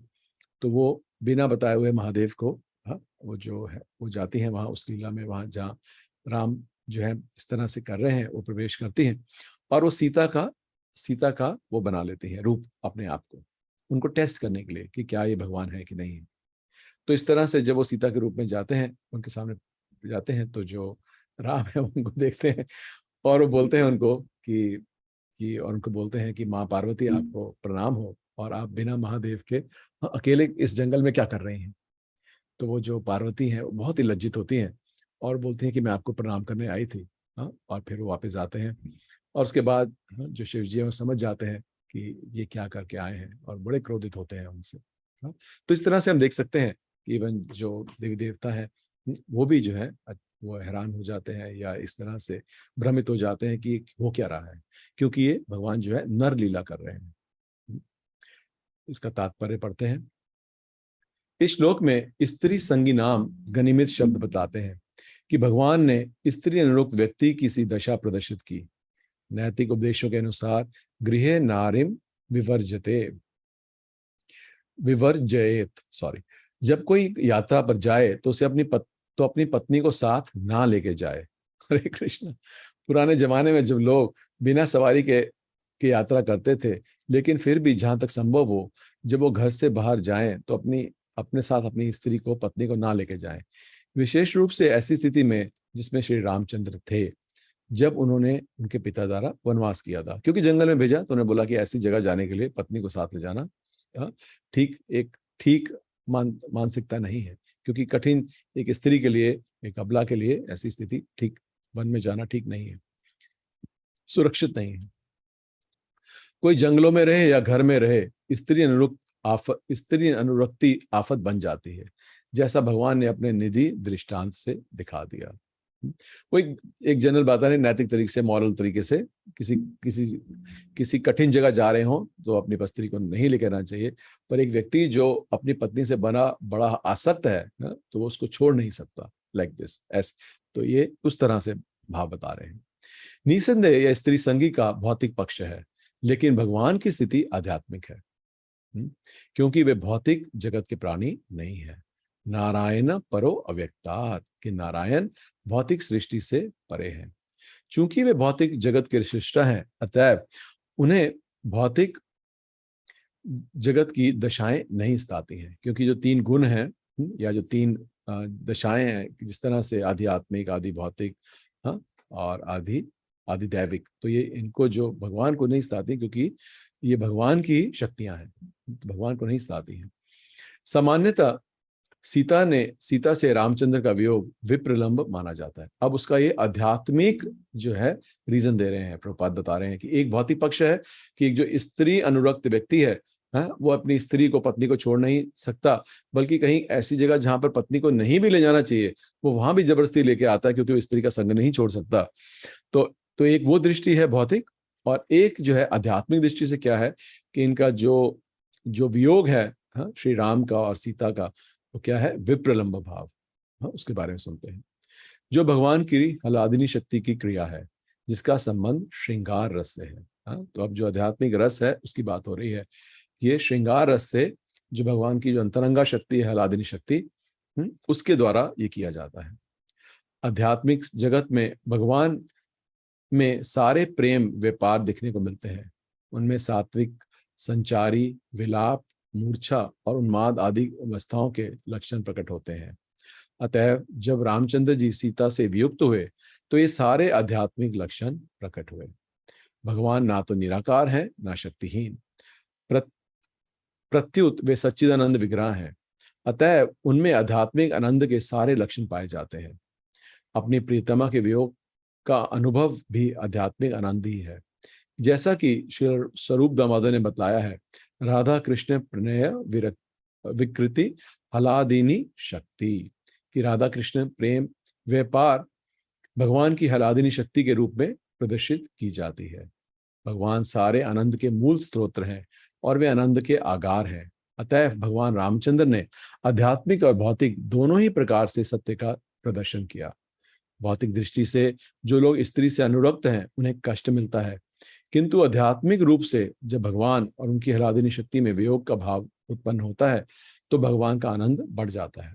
तो कह रहे हैं कि दोनों ही दृष्टि से भगवान ने जो है दृष्टिपात इस तरह दिखाया कि एक व्यक्ति जो बहुत स्त्री से अपनी पत्नी से बहुत ज्यादा आसक्त है, उसके बगैर रह नहीं सकता, और थोड़ी देर के लिए भी जाती है तो उसका वियोग करता है। एक ये है भौतिक दृष्टि से, और दूसरा आध्यात्मिक दृष्टि से ये है कि जो है विप्र लंबा भाव कि जो वियोग की स्थिति है एक प्रेमी और प्रेमिका में, हाँ, वो जो वियोग की स्थिति है वो भी जो है एक आनंद ही है, क्योंकि उससे जो उनका प्रेम है वो और गाढ़ा होता है। हाँ, तो उसके जो अलग अलग जो भाव होते हैं, हाँ, वो जैसे इसमें लिखा था संचारी भाव, सात्विकी भाव, हाँ, मूर्छा इत्यादि, तो सारे जो हैं वो प्रेम के लक्षण है। तो सारे भाव जो हैं वो बता रहे हैं वो भगवान के अंदर, क्योंकि वो स्वयं प्रेम के सागर हैं, इसलिए सारे भाव उनमें भी प्रदर्शित हो रहे हैं, लाइक दिस। इसकी आगे भी व्याख्या भगवद गीता 9वें अध्याय के 11वें श्लोक में हुई है। अवजानन्ति माम मूढ़ा मानुषिम तनुमाश्रितम परम भावाम अजानंतो मम भूत महेश्वरम। जो व्यक्ति भगवान की आध्यात्मिक शक्ति को नहीं जानता वह उन्हें सामान्य मानव प्राणी मानता है, लेकिन भगवान के मन, बुद्धि और इंद्रियां कभी भी भौतिकता से प्रभावित नहीं होती। स्कंद पुराण में इसकी विशद व्याख्या मिलती है, जिसका संदर्भ माध्वाचार्य ने दिया है। वस्तुतः रावण द्वारा सीता का अपहरण असंभव था। हाँ, रावण द्वारा हरी गई सीता माया सीता थी। सीता देवी का भ्रामक स्वरूप, जब सीता की अग्नि परीक्षा हुई तो माया सीता भस्म हो गई और असली सीता बाहर आ गई। हाँ, तो ये भी एक अलग से कथा हम पढ़ते हैं कि किस तरह से कि जो सीता एक ब्राह्मण थे साउथ के अंदर, हाँ, और उन्होंने एक बार जब चैतन्य महाप्रभु, हाँ, और जब वो गए तो उन्होंने देखा कि एक जो ब्राह्मण है वो बहुत विलाप करता है, बहुत रोता है, तो उससे पूछते हैं कि क्या हुआ, तो बताता है कि मैं से कि ये जो सीता का जो रावण ने अपहरण किया वो मैं बार बार सोच के मुझे बहुत ही विलाप होता है। हाँ, और तो वो तो पूछते हैं कि इसलिए इस विलाप का कोई मेरे में कोई कोई इसका कोई उपाय नहीं है, क्योंकि मुझे समझ में नहीं आता कि किस तरह से कि ये जो आ, आ, आ, क्या नाम है कि ये जो रावण है एक राक्षस होके, हाँ, किस तरह से उसने जो है जो सीता है जो स्वयं लक्ष्मी है, हाँ, उनका जो है अपहरण कर लिया, उनको छू भी कैसे लिया। मुझे तो यही नहीं समझ में आता है, हाँ, कि उसको उसकी छूना वो छू भी नहीं सकता था, तो कैसे छू लिया, ये सुन के मुझे बहुत विलाप होता है। तो उसके बाद जो चैतन्य महाप्रभु हैं, वो बताते हैं उसको कि ये स्कंद पुराण में ये आता है कि इसकी चर्चा कि किस तरह से कि ये जो सीता थी, कि ये जो सीता है वो माया सीता थी, और वो असली सीता नहीं थी। और बताते हैं कि किस तरह से वो उसमें कथा आती है स्कंद पुराण में कि एक वेदवती जो है एक बहुत लंबी कथा हो जाएगी, तो वेदवती की कथा जो है आती है कि किस तरह से वो भगवान विष्णु को अपना पति मानने के लिए जो है वो आ, आ, तप कर रही होती हैं, और उस वक्त जो रावण है वो आता है, और उस वक्त हाँ वो उसके जो है सुंदरता से मोहित हो जाता है, और उस तरह से वो जो है वो अगेन उसको जो है एक कामुक व्यक्ति की तरह वो उसको बड़े प्रलोभन देता है, और जो वेदवती है वो उसका जो प्रपोजल है वो अस्वीकार कर देती हैं उसका रानी बनने का। पर उसके बावजूद रावण को अपना इतना घमंड होता है अपने अपने ऊपर, तो वो उसके केश पकड़ने की कोशिश करता है वेदवती के। तो जो वेदवती हैं वो उस वक्त जो है उनको जो है उसको श्राप देती हैं, और जो अपना भी शरीर है भस्म कर देती हैं, ये कह के कि मैं जो हूँ वो भगवान विष्णु के लिए जो मैं अपने आप को मैंने रखा था, बट क्योंकि तुमने केश मेरे छू लिए तो अब मेरा जो शरीर है दूषित हो गया। हाँ, लाइक दिस। हाँ, और और इस तरह से, और वो जाने से पहले उनको श्राप देती हैं कि तुम्हारी जो मृत्यु का कारण जो है वो स्त्री ही बनेगी, और तुम्हें इसका दंड मिलेगा। हाँ, इस तरह से। सो और उसके बाद वो जो अग्नि के अंदर वो अपने आप को अपने अष्टांग योग से अग्नि के अंदर अपने आप को संभाल लेती हैं, और जो अग्नि है वो उनकी सुरक्षा करते हैं। उसके बाद वो आ, दूसरे लोक में जाके वो अग्नि के शरण में लेती हैं। तो उसमें बाद में तो पूरी कथा आती है उसके अंदर कि किस तरह से कि वो जो अग्नि जो है उनको वो एक दूसरे लोक में उनको रखते हैं, और जब ये रावण आता है, जब वो उनको हरण करना चाहता है, तो जो माया सीता है जो वेदवती है, तो वो सीता के रूप में उनको आगे दे देते हैं।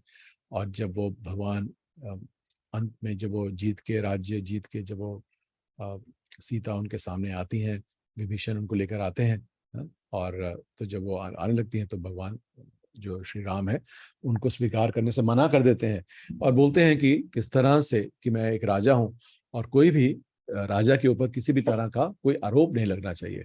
हाँ, तो आप जो है किसी दूसरे के घर रही हैं, क्या पता कि किसी की कि आप उसने आपके साथ क्या किया हो। तो उसके बाद जो है एक उनकी वचन सुन के जो सीता है वो अत्यधिक दुखी होती है, और वो अग्नि परीक्षा के लिए बोलती हैं, और वो अग्नि में जो है वो अग्नि जो है वो जो लक्ष्मण है वो सारी अग्नि का इंतजाम करते हैं सीता के कहने पे, और उसमें जो सीता है वो उसके अंदर चली जाती है, और फिर जो अग्निदेव उनको वापस लेकर आते हैं, बोलते हैं कि इनका जो इनको इनके मन में भी कभी आपके सिवा किसी पुरुष का जो है और नहीं आया, तो इनका जो चरित्र है वो वैसे ही है जैसे शुरू में था। तो वो जो किया है रामचंद्र उसके बाद बताते हैं कि जो मैंने सब कुछ किया ये इसलिए किया क्योंकि मैं राजा हूँ, और किस मेरे को तो इनके ऊपर कोई संदेह नहीं था, बल्कि प्रजा में कोई संदेह नहीं करे, हाँ उसके लिए मैंने ये जो है ये जो लीला है ये रची है, इसके लिए किया। तो उस वक्त जो स्कंद पुराण है वो बताती है कि जब वो अग्नि आते हैं तो वो फिर जो असली सीता है उसको लेकर आते हैं, और जो वेदवती ने जो श्राप दिया था उनको रावण को, तो वो जो श्राप है वो पूरा करती है, लाइक दिस। तो ये इसका बैकग्राउंड है, लाइक दिस। माया सीता का तो ये चैतन्य महाप्रभु ने उस ब्राह्मण को एक कथा सुनाई, फिर उस ब्राह्मण का जो विलाप है वो शांत होता है। कि वो ब्राह्मण बोलता है कि मैं इसी से रो रो के हैरान हूँ कि एक राक्षस लक्ष्मी को कैसे छू सकता है। तो बताते हैं कि छुआ नहीं था चैतन्य महाप्रभु, और उस स्कंद पुराण से वो बताते हैं। आगे पढ़ते हैं। इस उदाहरण से एक दूसरी शिक्षा यह मिलती है कि जगत में कोई स्त्री कितनी ही बलवती क्यों ना हो, उसको संरक्षण प्रदान किया जाना चाहिए, अन्यथा असुरक्षित होने पर उसे रावण जैसा राक्षस भगा के ले जाएगा। जिसे बोलते हैं कि जो स्त्री हैं वो कभी भी उनको स्वतंत्र नहीं रहना चाहिए, बल्कि पिता के घर, पति के घर, पुत्र के घर, भाई के घर, like this. You should never be independent, ये जो है शास्त्रों का कथन ये बोलता है। इस श्लोक में आगत विदेह राज दुहित दुहु दुहित तरी शब्द प्रस्तुत सूचित करते हैं कि भगवान रामचंद्र से ब्याहे जाने के पूर्व सीता जी अपने पिता विदेह राज के द्वारा सुरक्षित थी। विवाह हो जाने पर उन्होंने अपने पति का संरक्षण प्राप्त था। अतएव हम इस निष्कर्ष पर पहुंचते हैं कि स्त्री की सुरक्षा सदैव होनी ही चाहिए। वैदिक नियमानुसार स्त्री के स्वतंत्र होने की संभावना नहीं है, क्योंकि वह स्वतंत्र रूप से अपनी रक्षा नहीं कर सकती। अगला पढ़ते हैं। भगवान रामचंद्र ने जिनके चरण कमल ब्रह्मा जी और शिव जी द्वारा पूजित हैं, मनुष्य का रूप धारण किया था। अतएव उन्होंने जटायु का दाह संस्कार किया, जिसे रावण ने मारा था। तत्पश्चात भगवान ने कबंध नामक असुर को मारा और वानर राजाओं से मैत्री स्थापित करके बलि का वध किया और सीता देवी के उद्धार की व्यवस्था करके वे समुद्र के तट पे आए। तात्पर्य, जब रावण ने सीता का अपहरण किया तो मार्ग में पक्षीराज जटायु ने उनको रोका, किंतु शक्तिशाली रावण ने युद्ध में जटायु को परास्त कर दिया और उसका पंख काट दिए। जब रामचंद्र जी सीता की खोज कर रहे थे तो जटायु ने मरण आसन अवस्था में मिला, जिसने जानकारी दी कि सीता जी का रावण ले गया है।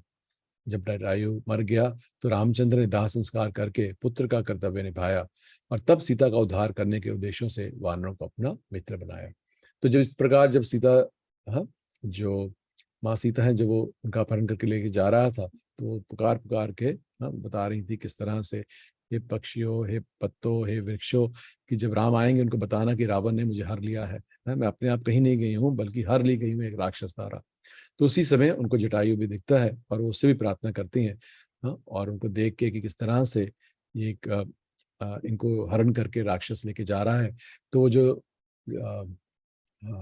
जटायु है, जबकि बहुत वृद्ध होता है, पर तब भी वो पूरी शक्ति से रावण के साथ लड़ता है, हाँ, और उसको उसको जो है कष्ट भी पहुंचाता है बहुत ज्यादा। और उसके बाद जो रावण है क्रुद्ध से और जोर से लड़ता है और उसके दोनों पंख काट देता है, हाँ, और उसको जो है एक युद्ध के अंदर अधमरा छोड़ के वो आगे चले जाता है। तो उस तरह से जब वो बाद में, जब वो भगवान राम इस तरह से विलाप करते हुए घूम रहे हैं पूरे, हाँ, जंगल में, तब उनको फड़फड़ाते हुए जो है ये जटायु दिखते हैं। और उसके बाद जो है जटायु उनको बताते हैं कि किस तरह से रावण ने उनको हरा है, और उसके बाद उनकी मृत्यु हो जाती है। और जो श्री राम है वो स्वयं उनका दाह संस्कार करते हैं और उनको मुक्ति मिलती है। और इससे शास्त्र ये भी बताते हैं कि इस तरह से जो जटायु का जो संदर्भ है कि कभी भी आध्यात्मिकता के विषय में कभी भी पराजय नहीं होती है, क्योंकि सो कॉल्ड हम देखते हैं जटायु एक तरह से वो पराजित हो गया, रावण से, और हार गया। उसने कोशिश की पर वो हार गया, हाँ, पर हम उसकी जो गति है वो देखते हैं कि भगवान राम ने स्वयं पुत्र के रूप में उसका दाह संस्कार किया और उनको मुक्ति मिल गई। हाँ, सो जो हमारा प्रयास है, जब हम कृष्ण भावनामृत में भक्ति में आगे बढ़ना चाहते हैं, तो प्रयास चाहे विफल हो चाहे सफल हो, उसका जो रिजल्ट है, हाँ, वो हमेशा, हाँ, हमेशा उत्तम ही होता है। लाइक दिस, हाँ, कभी भी हमें हतोत्साहित नहीं होना चाहिए कि हमने किया और उसका जो रिजल्ट है वो ठीक नहीं निकला, लाइक दिस, क्योंकि अगर हमने प्रयास किया और ठीक भाव से ठीक से किया, तो अगर वो भौतिक दृष्टि से वो प्रयास सफल ना भी हो, पर आध्यात्मिक दृष्टि से क्योंकि हमने भगवान के लिए कुछ किया, तो उसका जो फल है वो भक्ति के रूप में हमें परम फल मिलता है। समुद्र तट पर पहुंचकर भगवान रामचंद्र ने 3 दिन तक उपवास किया और वे साक्षात समुद्र के आने की प्रतीक्षा करते रहे। जब समुद्र नहीं आया तो भगवान ने अपने क्रोध लीला प्रकट की और समुद्र पर दृष्टिपात करते ही समुद्र के सारे प्राणी, जिसमें घड़ियाल और मगर भी सम्मिलित थे, भय के मारे उद्विग्न हो उठे। तो क्या हुआ कि वो जो भगवान राम है वो प्रार्थना कर रहे हैं कि हमें जाने की जो है एक परमिशन दीजिए समुद्र से जाने की, क्योंकि सारी सेना लेके अब उनको उधर समुद्र पार करके लंका में जाना है। तो जो है वो 3 दिन तक उन्होंने उपवास किया और उसके बाद भी जो समुद्र है जो वो सामने नहीं आया। तो उसके बाद जो भगवान ने क्रोध करके जो अपना जो दृष्टिपात किया, तो जो पूरा समुद्र है, हाँ, वो गर्म होना शुरू हो गया और वो इतना गर्म हुआ कि उसके अंदर जितने भी जलचर हैं वो सारे, हाँ, उस गर्मी के कारण, हाँ, वो सारे के सारे तड़पने लगे। तब शरीर धारण करता हुआ, हाँ, डरा हुआ समुद्र पूजा की सामग्री लेकर भगवान के पास पहुंचा। उसने भगवान के चरण कमलों में गिरते हुए इस प्रकार कहा। जो समुद्र देव है वो स्वयं प्रकट हुए एक पूजा की थाली लेके और उन्होंने बोला, हे सर्वव्यापी परम पुरुष, हम लोग मंदबुद्धि होने के कारण यह नहीं जान पाए कि आप कौन हैं, किंतु अब हम जान पाए हैं कि आप सारे ब्रह्मांड के स्वामी, अक्षर और आदि परम पुरुष हैं। देवता लोग सतोगुण से, प्रजापति रजोगुण से और भूतों के ईश तमोगुण द्वारा अंधे हो जाते हैं, किंतु आप इस समस्त गुणों के स्वामी हैं। तात्पर्य, जड़ धीय शब्द पशु बुद्धि का सूचक है। ऐसी बुद्धि वाला व्यक्ति भगवान को नहीं समझ सकता। पशु बिना मार खाए मनुष्य के अभिप्राय को नहीं समझ सकता। इसी प्रकार जो जड़ बुद्धि है वे भगवान को नहीं समझ पाते, किंतु तीनों गुणों द्वारा बुरी तरह से प्रताड़ित होने पर वे भगवान को समझने लगते हैं। किसी हिंदी कवि का कथन है, दुख में सब हरि भजे, सुख में भजे न कोई, सुख में जो हरि भजे, दुख का एको होए। कि दुखी होने पर वह मंदिर या गिरजाघर में भगवान को पूजने जाता है, किंतु ऐश्वर्य होने पर भगवान को भूल जाता है। अतएव भौतिक प्रकृति द्वारा मानव समाज को दंडित करना भगवान के लिए अनिवार्य है, क्योंकि इसके बिना मनुष्य अपनी मंदबुद्धि होने के कारण भगवान की श्रेष्ठता को भूल जाते हैं। हाँ, तो देखिए बता रहे हैं कि वो जो 3 तरह की ताड़ना मिलती है जो दुर्गा देवी देती है, वो क्यों देती हैं? क्योंकि अगर वो ना मिले, हाँ, तुझे एक मंदबुद्धि जो सुख को करता हुआ व्यक्ति जो भगवान को भूल जाता है। इसीलिए बोलते हैं कि देवलोक में या उच्च लोक हैं, इवन जो निम्न लोक है, क्योंकि वहां का भी ऐश्वर्य स्वर्ग की तरह ही है। हाँ? जो थोड़ा सा तपस्या वाला लोक है, ये मृत्यु लोक ही है बीच वाला। हाँ? बल्कि ऊपर के लोकों में और नीचे में दोनों में ऐश्वर्य बहुत ज्यादा है। तो इसीलिए इतना ऐश्वर्य होने के कारण कि जो एक आत्मा है उसको भगवान भक्ति में कोई भी रुचि, हाँ, या कोई भी इंटरेस्ट नहीं आता। हाँ, तो पर इस तरह कि जब जो व्यक्ति है जिसको कष्ट आते हैं, वो कष्ट आने के लिए प्रताड़ित होने पर, हाँ, उसको देखते हैं कि मुझे भगवान की शरण लेना है। हाँ, तो आप देखते हैं कि बड़े सारे अस्पतालों में हर जगह वो एक भगवान की या किसी देवी देवता की मूर्ति लगी होती है। हाँ, बहुत बार ऑपरेशन होता है या कुछ होता है तो डॉक्टर बोल देते हैं कि अब हमारे हाथ में नहीं है, भगवान से प्रार्थना करिए। हाँ, तो उस स्थिति के अंदर जब इस तरह की स्थिति आती है तो एक व्यक्ति जो है उसके हृदय में एक भावना उत्पन्न होती है। हाँ, और वो चाहे किसी भी आर्तो आरती किसी भी तरह से वो भगवान की तरफ आता है, पर मुड़ता जरूर है। हाँ, तो इसीलिए जो है जो ये दुर्गा देवी जो ये कष्ट देती हैं, इसीलिए देती हैं कि क्योंकि जो व्यक्ति हैं जो जन्म से क्या है, मंद बुद्धि है, तो मंद बुद्धि होने के कारण, हाँ, वो भगवान की श्रेष्ठता को भूल जाते हैं। तो ये कौन कह रहे हैं? ये समुद्र देव, वरुण देव स्वयं कह रहे हैं। हाँ, और बल्कि वो हमारे लिए नहीं कह रहे, बल्कि कह रहे हैं देवता लोग सतोगुण से, प्रजापति रजोगुण से और भूतों के ईश तमोगुण से अंधे हो जाते हैं। तो फिर अगर जो देवलोक में ये हाल है तो हम बोल सकते हैं कि आ, आ, कि वहां पर आ, आ, जब देवताओं का ये हाल है, हाँ, जब देखते भी हैं, इंद्र को देखते हैं, ब्रह्मा जी को देखते हैं, वो भी विमोहित हो जाते हैं, तो फिर मनुष्य के लिए, हाँ, तो कहना ही क्या कि वो वैसे ही मंदबुद्धि है। हे प्रभु, आपकी इच्छा अनुसार मेरे जल का प्रयोग कर सकते हैं। निसंदेह आप उसे पार करके उस रावण की पुरी में जा सकते हैं जो उपद्रवी है और तीनों जगतों को रुलाने वाला है। रावण का नाम का मतलब यही है, जो सबको रुलाए। एक एक एक मीनिंग रावण का ही निकलता है। वह विश्वा का पुत्र है, किंतु मूत्र के समान तिरस्कृत है। कृपया अब जाकर उसका वध करें और अपनी पत्नी सीता देवी को फिर से प्राप्त करें। हे महान वीर, यद्यपि वे जल के कारण आपको लंका जाने में कोई बाधा नहीं होगी, लेकिन आप इसके ऊपर पुल बनाकर अपना दिव्य यश का विस्तार करें। आपके इस अद्भुत असामान्य कार्य को देखकर भविष्य में सारे महान योद्धा और राजा आपकी महिमा का गान करेंगे।